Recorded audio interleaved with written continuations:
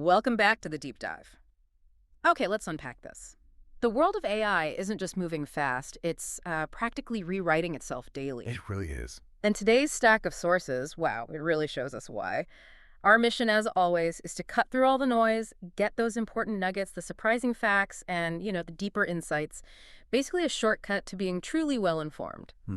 And today, August 25th, 2025, has been an absolute whirlwind of AI developments. It truly has. What's become clear, I think, from looking at today's news is how quickly AI is not just like creating new tools, but it's profoundly challenging our assumptions. Our basic assumptions about trust, ethics, even human skill. Right. You'll see today isn't just about innovation, it's really about fundamental shifts across tech, business, biology, even geopolitics. It feels like the fabric of everything is being rewoven, sometimes without us even seeing it. That's a good way to put it. Invisibly, sometimes. Okay, let's start with a major player, a potentially game-changing move, Apple.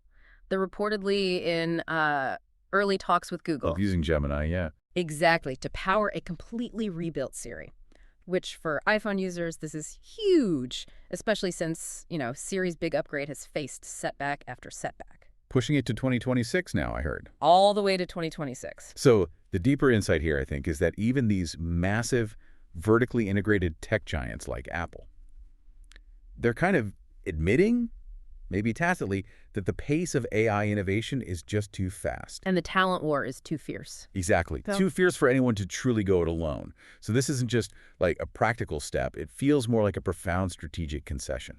Redefining the walled garden. Yeah, in the age of AI, it shows a necessary, maybe humility in the face of this blistering progress. But that's a huge shift in philosophy for Apple, isn't it? If they're relying on Google's foundational models, does that raise new questions, like about data or even the Apple experience, given Google's scale in AI? Absolutely. Those are the crucial questions. Now, Google is reportedly building a custom Gemini model designed specifically to run on Apple's private servers. Okay, so contained.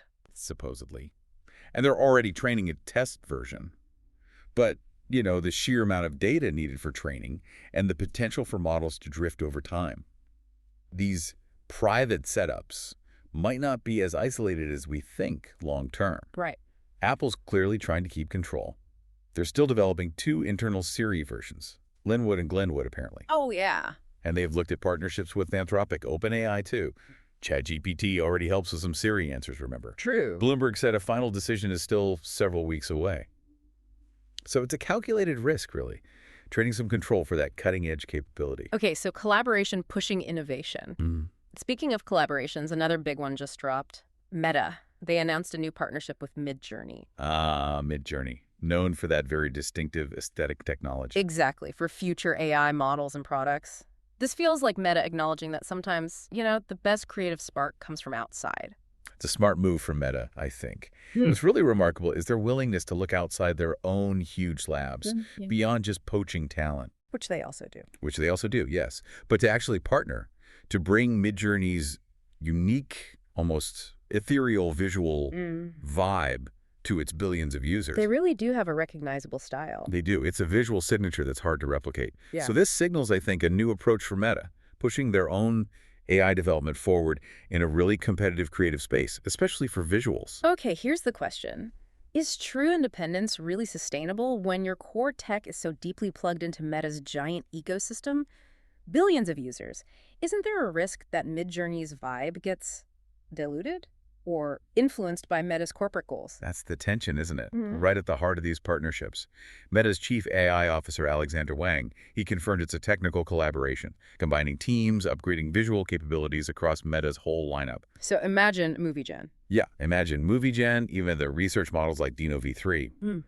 But despite this deep integration, Midjourney's founder, David Holtz, he really emphasized their continued independence, called themselves a community-backed research lab with no investors. We'll see how that plays out. The challenge will be exactly that. Can Midjourney keep that distinct identity and creative freedom while powering a behemoth like Meta? It's a very delicate balance. Okay, so collaboration driving innovation, new creative stuff. But what happens when cooperation and competition blur into, legal battle. Right. That's exactly what's happening with Elon Musk's companies, XAI and X. They're suing Apple and OpenAI. Yeah, this isn't partnership. This is alleged market manipulation. Exactly. This lawsuit really forces us to look at the power dynamics, right, in this fast-evolving AI landscape. The competition among the giants is fierce. And the questions it raises are critical, aren't they? What does this mean for consumer choice, for real innovation, if these alleged anti-competitive things are allowed to happen? It's a direct challenge to how these big ecosystems are built and maintained. The core allegation in Musk's complaint is anti-competitive collusion to maintain monopolies, both in smartphones and generative AI. Specifically, the suit claims Apple is deprioritizing rival chatbots like Grok in the App Store rankings, While favoring OpenAI. while favoring OpenAI, integrating ChatGPT directly into iOS. The lawsuit asks a federal court to stop this unlawful conduct. What kind of precedent could this set if it actually goes to court? Well, it's a bold legal challenge. It aims right at the heart of that default position, doesn't it? For Yeah. Apple to integrate ChatGPT so deeply and then reportedly influence App Store visibility, that could easily be seen as leveraging their platform dominance unfairly. Anti-competitively. Right. If Musk's suit gets any traction, it could force platforms like Apple to treat all AI offerings more equitably, which could, open up the playing field for smaller innovators, ensure more diverse choices for us, the users. Instead of just cementing the big players. Exactly. It's a battle for that default mindshare, and the stakes are just enormous. And beyond the AI models themselves, even the hardware, the basic chips that power all this, Right. even that's feeling the pressure. Global forces. Oh yeah, TSMC. The Taiwanese semiconductor giant, crucial manufacturer for basically everyone. They're removing all Chinese manufacturing equipment from their new 2-nanometer production lines. Which is a massive undertaking. Logistically, technologically, huge. Wow. And this move really highlights that critical, often overlooked role of geopolitics in shaping the actual supply chain for advanced tech. Including the processors essential for AI. Absolutely essential. It goes way beyond just efficiency now. It's about strategic independence, global tech development. It's forcing companies to completely rethink their manufacturing footprint, often at great cost. And it's driven, partly at least, by fears of potential U.S. sanctions linked to that proposed CHIP EQAP Act. That seems to be a major factor, yes. Yeah. The CHIP EQAP Act aims to boost U.S. chip making, reduce reliance on foreign, particularly Chinese, supply chains. So TSMC is also reviewing its whole supply chain, materials, chemicals, trying to reduce Chinese components everywhere. In Taiwan, in their U.S. factories. For advanced production, yes. Yeah. Which is a big shift from their 3-nanometer process, where they apparently found the technical risks of swapping were too high. How hard is it for a company like TSMC to untangle and rebuild something that complex, especially for cutting-edge 2-nanometer chips? It's extraordinarily difficult, almost unprecedented, really. Like you said, they didn't do it for 3-nanometer because it was too risky. Now they're doing it for 2-nanometer, which is even more advanced. Oh. This isn't just scrapping a few machines. It's a monumental engineering challenge, procurement challenge, everything from raw materials to specialized tools, chemicals. It just shows the extreme pressure they're under. And the long-term strategic bets countries are making. Exactly. On securing their critical tech infrastructure, essentially redrawing the map of global semiconductor production. Okay, well, let's shift gears a bit. This next development, it really stretches the imagination. AI reversing aging, not just slowing it, but making old cells young again. Yeah, this OpenAI and Retro Biosciences case study. Yeah. It's pretty mind-bending science. Tell us about it. Well, what's profound here is the potential of these custom AI models. One's trained by domain experts, right? Not just general AI. Okay. They seem able to unlock scientific discoveries that maybe even the most powerful general-purpose AI would just never stumble upon. It's turning biology, chemistry, material science into, like, computational playgrounds. Compressing decades of lab work into weeks. Or even days, potentially. It's not just optimization, it's accelerating fundamental discovery at an exponential rate. That's incredible. So how did they do it? They built a custom AI model, GPT-4B Micro, trained specifically on biological data, not the internet. Correct. And this AI was used to redesign Yamanaka proteins. Those are the famous master regulators that can basically hit reset on a cell, wind back its biological clock. Wow. And the AI designed proteins. Achieved an astonishing 50 times better efficiency than the original Nobel Prize-winning versions from 2012. 50 times. 50. Showed dramatically better DNA repair abilities. Multiple labs validated this, essentially reversing a key signature of aging at the cellular level. Okay, what does this mean realistically? Is the fountain of youth around the corner? Well, let's temper expectations slightly.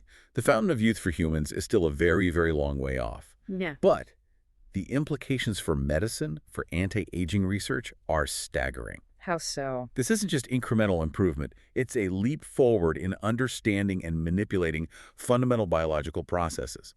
For drug discovery, personalized medicine, understanding age-related diseases. The ability to design these proteins with such precision is a game changer. So, targeting aging at its root. Potentially, yes. Developing therapies that target the root causes, not just the symptoms, far faster than we ever imagined. The speed of discovery here is the real story. From groundbreaking science to our daily lives, AI is just everywhere now, moving incredibly fast. Malaysia just launched RitBank, touted as the world's first AI-powered bank. Wow. And then, totally different sphere, across the globe in Zürich. We're seeing robo-dogs starting food delivery trials. Robo-dogs delivering takeout. Yeah. These aren't science fiction props anymore. They're becoming part of the actual landscape. These examples really do illustrate vividly how AI is moving beyond our screens, don't they? Into tangible, real-world services. Transforming everything from finance to food delivery. Exactly. It highlights that practical, transformative power of AI in the physical world, making everyday tasks more efficient, or at least more novel. So, okay, RitBank. Digital only, powered by the Ret AI assistant, built on a local LLM, Ilmu, supports conversational banking, multiple languages, gives real-time insights, helps with bills. Sounds convenient. And then the robo-dogs in Zurich. Just Eat Takeaway, partnered with a Swiss robotics firm, RaiVR. These things cleverly blend wheels and legs. Oh, interesting. So they can handle stairs. Climb stairs, navigate obstacles, operate in different weather, delivering food autonomously. It's such a stark contrast, isn't it? Purely digital AI versus physical AI. It is. But what are the hidden challenges with this kind of widespread customer-facing AI? Is it security, adoption hurdles? Good question. Those are precisely the right questions, I think. For RitBank, the big promise is personalized, always-on financial advice. But the challenge, ensuring rock-solid data security, meeting regulations, and critically building customer trust in a fully automated system, people are still anxious about their money. Understandable. And for the robodogs, the technical hurdles, navigation, reliability, those are substantial. But maybe the biggest challenge is public perception, social acceptance. Will people trust a robot with their dinner? Exactly. What happens if it gets stuck? Yeah. Or, has a weird interaction with a kid on the sidewalk? These aren't just engineering problems. They're social, psychological problems, too. Okay, so AI is rolling out into daily life, making things efficient, maybe novel, but what happens when that daily AI integration isn't transparent? What if AI is subtly shaping our reality without us knowing or consenting? Ah, yes. The YouTube situation. Exactly. YouTube reportedly using AI secretly to edit users' shorts videos. This is a really important one. It touches on, well, the potential erosion of trust, unseen manipulation of content, and that increasing challenge of figuring out what's real when AI is involved. Authenticity, basically. Fundamental questions of authenticity and creative ownership, yeah. So the report says AI-powered enhancements, sharpening, denoising, modifying visuals, all happening without telling creators, without asking permission. What's the motivation here? Is it really just to improve content, or is there something else going on? Engagement, perceived quality. It's likely a mix, but the lack of transparency is the absolute core issue. You could argue, perhaps charitably, that it's an effort to automatically enhance visual quality, make shorts more appealing, boost engagement for YouTube. Okay. However, when AI invisibly alters a creator's work, it crosses a line, a big one, into content manipulation. It blurs the authorial intent. Who actually owns and controls the final product? It's a slippery slope. A very slippery slope where enhancement becomes silent editorializing, and creators lose agency over their own artistic output. This could lead to a serious backlash if creators feel their work is being hijacked. Deeply concerning. And speaking of concerns, as AI gets more responsibility, we are unfortunately seeing its limits, especially in content moderation. Oh, definitely. Social media platforms are aggressively replacing human moderators with AI, despite, well, mounting evidence that the tech just isn't ready. This really highlights a major ethical dilemma platforms are facing, isn't it? The drive for cost-cutting versus the absolute need for user safety. And AI, at least in its current form, You just struggle so deeply with nuance, with evolving human behavior, with that critical cultural context that underpins so much online communication. Viewing huge blind spots. Huge blind spots that put vulnerable users at risk and let problematic content just slide through. It's a serious issue, real human consequences. TikTok, for instance, laid off about 150 moderators in Berlin just this month. That's nearly 40% of the team for Germany's 32 million users. Wow, 40%. And they plan to cut hundreds more across the UK and Asia, while investing heavily in AI moderation tech. Now, we know human moderators are expensive, and the job takes a huge psychological toll. Absolutely. The trauma is real. But the AI just isn't a perfect substitute. According to 13 professional moderators Bloomberg interviewed, the tech consistently fails at the most critical parts of the job. What kind of failure rates are we talking? One TikTok moderator in Africa estimated AI fails up to 70% of the time. Another claimed AI suggestions don't match reality 80% of the time. Are these platforms just prioritizing the bottom line over safety? Those failure rates, they're not just stats, are they? They represent a genuinely dangerous compromise. The problem isn't just spotting a bad keyword.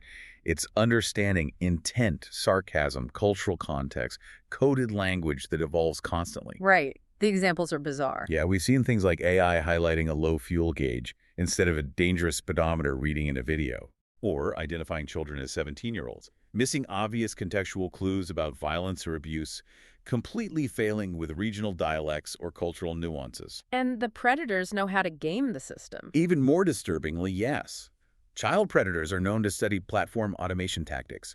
They evolve faster than the AI learns, using coded language like, "let's party," or "meet me on the Ghost app." Putting X's between letters. Exactly. When platforms catch on, they just invent new phrases. It's this dangerous high-stakes cat-and-mouse game where vulnerable users are always at risk because the AI lacks that sophisticated grasp of human communication and intent. It really needs empathy and context. Which current AI just doesn't have. It's a stark reminder. It's truly alarming. And it's not just moderation where AI is falling short. A recent MIT study, a stark warning for businesses. 95% of generative AI pilots deliver no ROI. They're stuck in pilot purgatory. 95%, that's a huge number. And this study delivers a really critical message for enterprise AI adoption. What's the message? It suggests enterprise AI isn't failing because the models aren't powerful enough.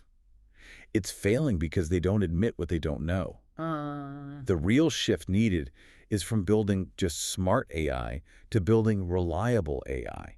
AI that can actually integrate into how people work. That's the core problem they found. Employees spending more time double-checking AI results than saving time, because most systems are confidently wrong. Confidently wrong. That's the killer phrase. And they don't retain feedback, don't adapt to workflows. The study contrasted this with the successful 5%.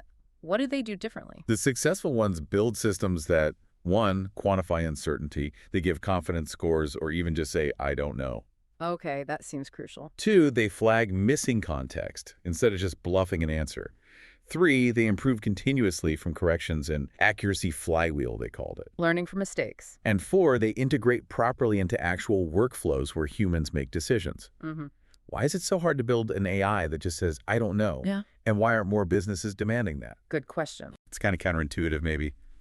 For developers and users, there's this expectation that AI should be omniscient. Always have an answer. Right. Building an AI that admits ignorance requires a different engineering philosophy, focused on robustness, safety, not just generating output.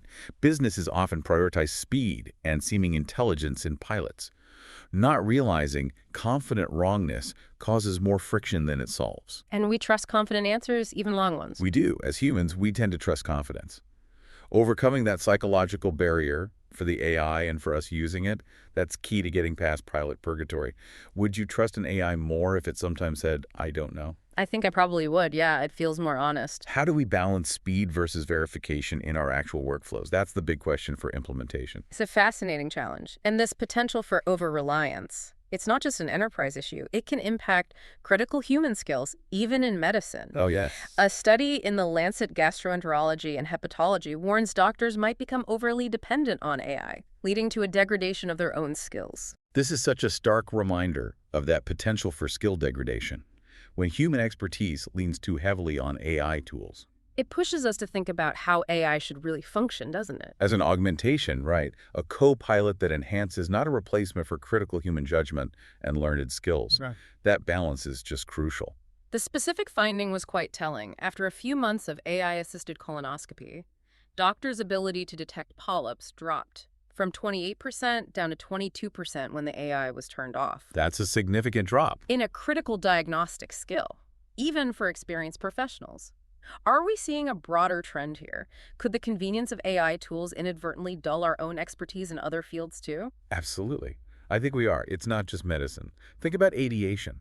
Pilots overly reliant on autopilot sometimes struggle with manual flying skills in emergencies. We're just using GPS all the time and losing your sense of direction. Exactly. The human brain is incredibly adaptive, but it also offloads tasks when there's an easier option. If AI handles the baseline detection or identification, that human skill pattern recognition, critical observation, diagnostic intuition, it can atrophy. So the challenge is designing AI interfaces. That keep the human in the loop, Yeah. actively engaged, learning, not just passively observing, to make sure our core competencies stay sharp. Okay, finally, let's look at where AI itself is getting its information. This is fascinating, maybe surprising. Reddit has emerged as the top source for AI searches, Surpassing Google. actually surpassing Google. Wow. That indicates a truly significant shift, doesn't it, in the fundamental inputs for AI systems. Yeah.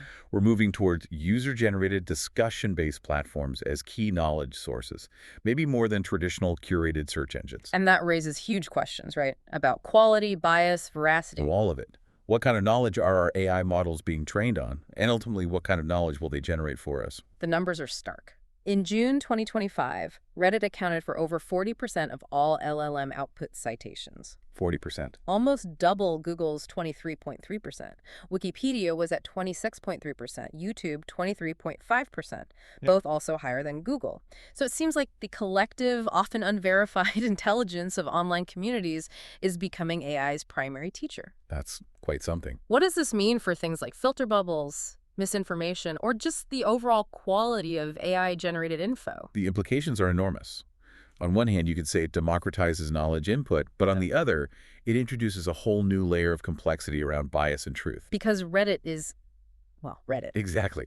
While it's a rich source of diverse human experience, niche expertise, it's also a hotbed of opinion, speculation, unverified claims. If AI models are primarily learning there, they will ingest the biases, the jargon, the factual inaccuracies prevalent in those communities. Which could make filter bubbles worse. Could exacerbate filter bubbles That's in AI true. content. Yeah. Make it harder to tell fact from opinion, potentially speed up misinformation spread if the AI can't critically evaluate its sources. So the knowledge AI gives us. Could be more a reflection of collective human opinion rather than rigorously vetted facts. Yeah. And that's a subtle but really powerful shift. So wrapping this up, what does it all mean? We've seen AI make old cells young again, power new banks, inspire huge tech partnerships, even reshape global supply chains. Amazing innovation. But we've also seen its struggles. With nuance and moderation, its confidently wrong nature in business, how it might degrade our skills, and this startling shift in where it learns its own truth. It's complex. Brimming with breathtaking innovation and significant challenges. Both sides of the coin. Absolutely. And so as you, our listener, navigate this landscape, you're constantly learning, adapting, right? Yeah. Given this pace, the ethical questions about transparency, bias, the potential for skill degradation or confidently wrong AI, how do you see your relationship with AI evolving, say, in the next year? Personally, professionally? Yeah, how will you discern truth and trust? In a world increasingly shaped by algorithms. And where will you seek reliable information when even the AI is learning from Reddit? It's a landscape that really demands constant critical engagement from all of us, I think.